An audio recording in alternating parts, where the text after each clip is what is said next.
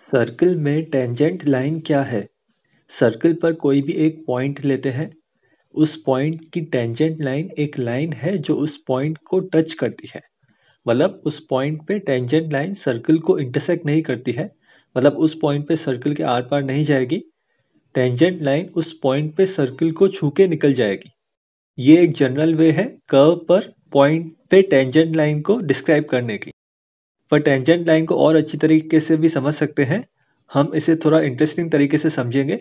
हम फिजिक्स में Newton's first law of motion के सहायता से टेंजेंट लाइन को समझने की कोशिश करेंगे।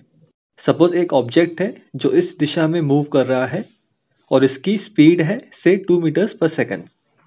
अभी Newton's first law of motion कहता है कि ये इसी दिशा में और इसी गति से एक सीधी रेखा में चलता जाएगा हमेशा के लिए, जब तक इस पर कोई नेट फोर्स एक्ट नहीं होती है।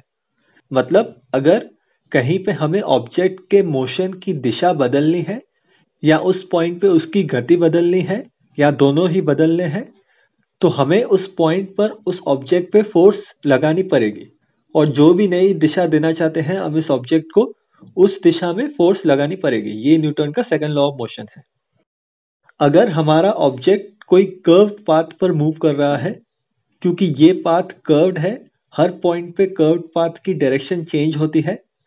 मतलब न्यूटन्स लॉज ऑफ मोशन से हर एक पॉइंट पर हमारे ऑब्जेक्ट पर फोर्स अप्लाई होगी, क्योंकि हर एक पॉइंट पर ऑब्जेक्ट डायरेक्शन चेंज करेगा क्योंकि ये कर्व्ड पाथ है। पर सपोज हमारा ऑब्जेक्ट यहाँ पे है और इस पॉइंट को P कहते हैं।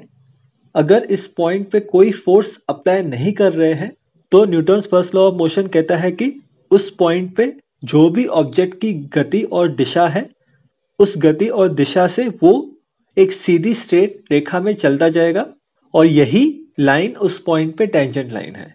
इसे हम पॉइंट P के दूसरी दिशा में भी एक्सटेंड करते हैं तो ये लाइन पॉइंट P पे टेंजेंट लाइन है।